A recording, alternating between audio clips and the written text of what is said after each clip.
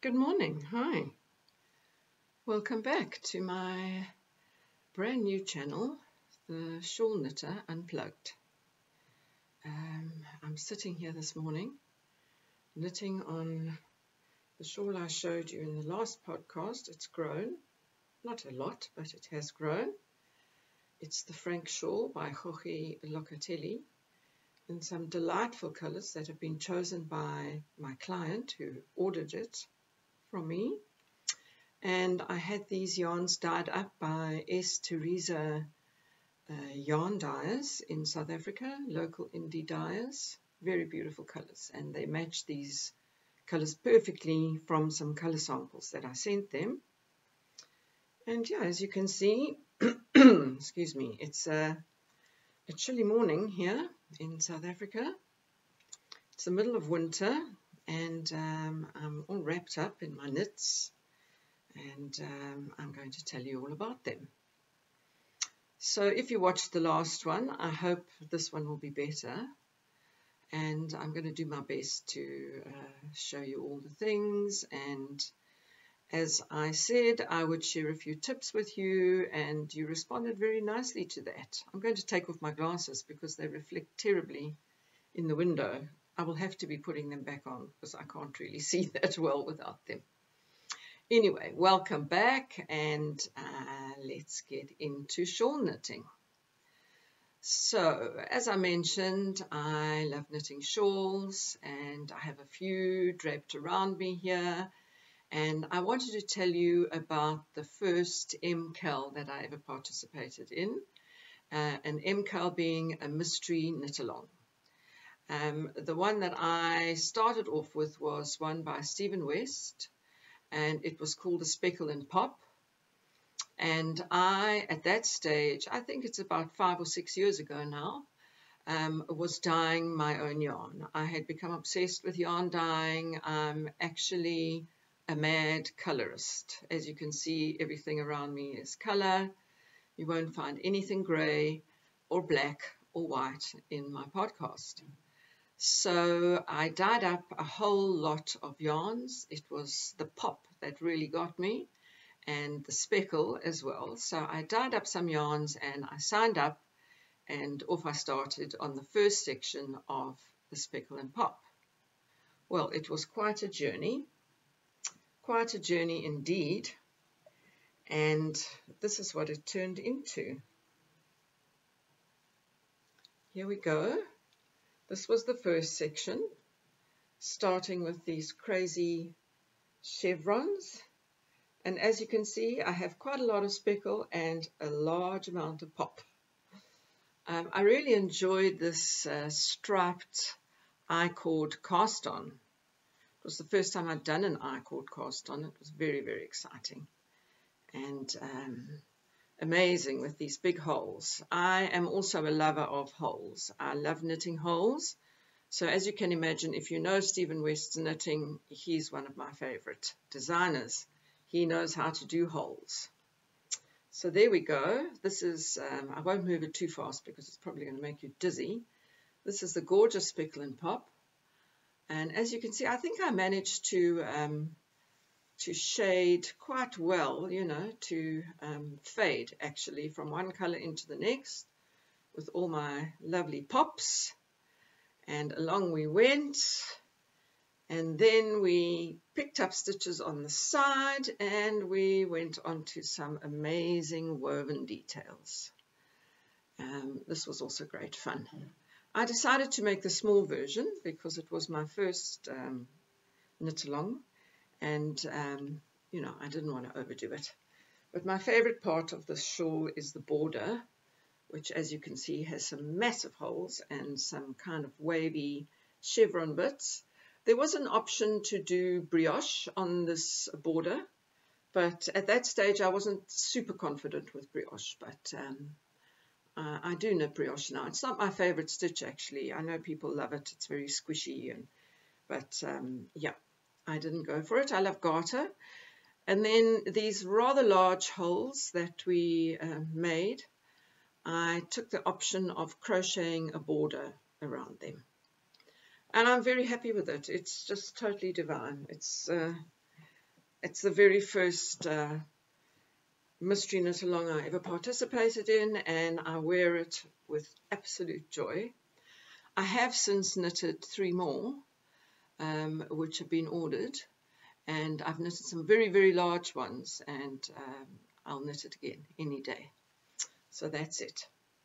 So I mentioned that I crocheted the border, which might let you know that I'm not only a knitter. I'm primarily a knitter, but you know, I can crochet. I taught myself to crochet in my early teens. My mother had this crochet library stitch book, something to that effect. I think it was a Reader's Digest stitch pattern book, and I used to try out all the stitches. And so I can crochet, but I don't choose to do that. Every now and again I get this desire to crochet something, and I do. I actually crocheted a really lovely mosaic bag. I must find that. I do have it still. But one of the things that I am wearing right now is this crocheted shawl. This I made out of a whole lot of scraps, and this was inspired by a very dear friend of mine, Linka, and she's one of my great knitting friends. She's an amazing crocheter and a knitter, and I was at that time doing a lot of traveling to India. And it was in the days when needles and any pointy things were definitely not allowed on flights. So I was very worried, because that's what I did. I flew a lot. I knitted all the time on the planes, and then suddenly, bam, I couldn't do that anymore. So she suggested that I try crocheting and take a wooden crochet needle along, and hopefully that would be okay. So yeah, I set out with my one trusty wooden crochet hook, which was fine. I could do that. So all the way, I think I had 16 hours in which to work. I worked on this stitch, which I think is called corner to corner. I probably couldn't do it right now without looking at a pattern, but I marled together lots of my scraps with lots of mohair, all the colors that work for me. And I made this gorgeous shawl, which is very floppy, and it's a bit of a strange shape. It's supposed to be corner to corner, but then at some point I decided to go off and make a long section and then turn it sideways, and it works. It's really great. I do love it. I would probably like to make another one sometime, but there you go. That's my best foray into crochet, and yeah, I enjoy crochet from time to time.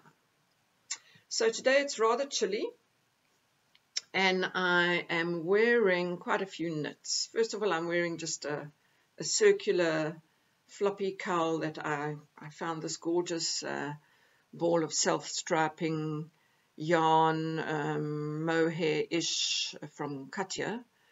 I don't know the name of the yarn, and I made myself a cowl, which I wear with any colors, as you can see. And then I'm wearing this gorgeous sweater.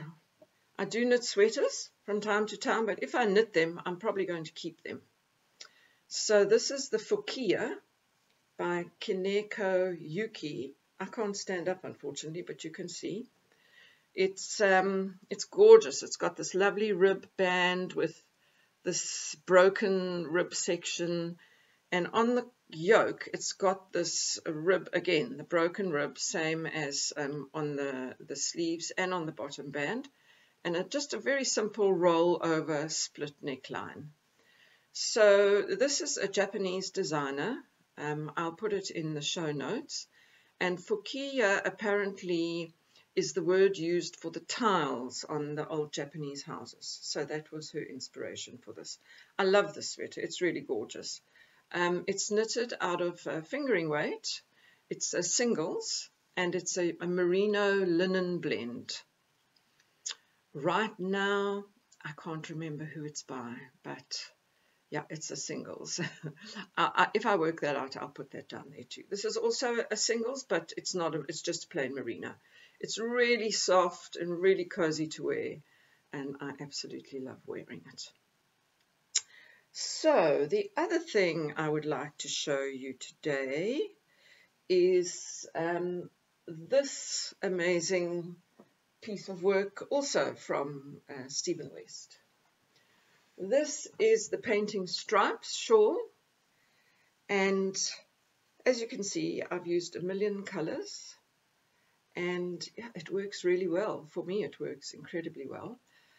In the pattern, he calls for the main color to be the same throughout, and the main color would be the garter stitch bands, the stripes. I've used yellow there, peach. Once again, I've used lots of scraps. I have loads of scraps. I knit shawls. I have lots of pieces left over, lots of small balls, and eventually I incorporate them into something. This is very, very lightweight, knitted on a 4.75 needle. It's a modular knit, which is actually one of my favorite ways of knitting shawls, where you start with one section. This is the section you started with. I hope I'm not making everybody dizzy again. And then you pick up stitches and you knit the super, super long section that goes on and on and on and on. And then you pick up more stitches and you knit another section. Well, it's divine. It's like a little mini blanket wrap. It goes with absolutely everything I own. And yeah, I love to wrap up in it. I also have some very nice pins, wooden pins, short pins that I sometimes use just to keep it there.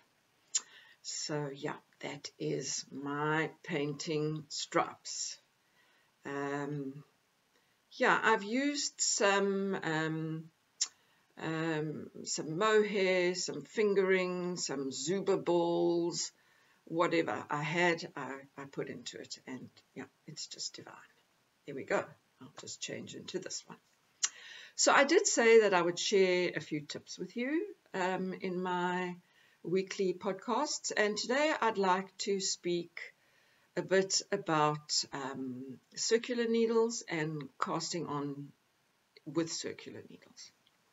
So here I have, this is a Knit Pro, which has a swivel cable, so it's not firmly attached. Well, it is firmly, but it's not fixed, so the needle can turn, which is fun. It's really not the best needle in my kit. Chiagus are definitely, will always be the best, but it's fun. I use it and I really enjoy. I enjoy the metal tips, and they're really lovely and smooth. So when I cast on for a circular knit, they normally ask you to cast on with a long tail cast on, a German twisted cast on, it doesn't matter. So if the pattern states to cast on 60 stitches and then to join in the round, what I always do is I cast on one extra stitch. Then when I begin knitting, I get all my needles. I always use magic loop, so I get all my needles to the front, and then the last stitch that I cast on, I take that off the needle and put it onto the front needle where I'm going to start knitting. So the last stitch comes to join the first stitch, and then I pull my needle through and I knit the first two stitches together while holding the tail quite firmly. I knit the first stitch and then I carry on knitting. I can then pull the tail a bit more just to make sure that it joins very smoothly. I find this to be a very helpful way of making like a seamless join in the cast on. It's not difficult, it's just a little bit tricky, in the beginning, also making sure you don't twist the stitches, but to get that last stitch to the first stitch and to knit those together while holding firmly onto your tail of your yarn, and then carry on knitting. When you get back to the beginning of the round, just keep going as normal. You can tug on that tail again. It will pull it even tighter. And then you will see that, it's specifically handy for socks. I can't stand it when socks have this funny lump where you cast on and then you've got to try and fix it up when you thread in your tail. So that's the one tip for today. The other tip happened out of a mistake. I was knitting with these lovely These are fixed. I think these are Knit Pro wooden bamboo needles, which I really do love. But one thing does happen, they break if you sit on them, obviously. And you know, it happens, stuff lies around, you jump on the bed or you jump on the couch and your knitting's underneath you and snap. So I ended up with a 3.75, which is one of the most used needles that I use, and the one needle was broken. So what was I to do? I was definitely not going to throw it away because it's a very good needle. So I had this little wooden stitch holder thingy that was on a stitch holder, and I really don't like stitch holders with danglies. I can't use stitch holders with little bobbles and balls and all sorts of things. In fact, I have a few stitch holders here. Can you see this? There we go. That's a Knit Pro flat, simple, round stitch holder. Comes in many sizes. I love that. These openable stitch holders, we all know these. These are also great. And then the most favorite, I guess, would be these little globe-shaped pins, safety pin kind of things. Anyway, I had one with a little thing that said something on it, and it had a hole. So I put it onto the cable where I cut off the whole connection to the needle, slipped it on the cable, and then I took a lighter and I just melted the end of the cable and pressed it so that it was flattened, and so then this cannot fall off. And then this becomes a handy extra needle for holding stitches. You know, if you have to cast off a section in the middle of your knitting and keep the stitches on a holder, you can do that. You can put a stitch stopper on the other end. You can count your stitches on it. For me, it's just a very handy thing. And then lastly, I'd like to share with you the plastic darning needles, which I found very, very useful for weaving in because they are very bendable. So you can actually, if your threads are a bit short, you can use the needle and actually work it through quite a lot of stitches and then attach the yarn and pull it through.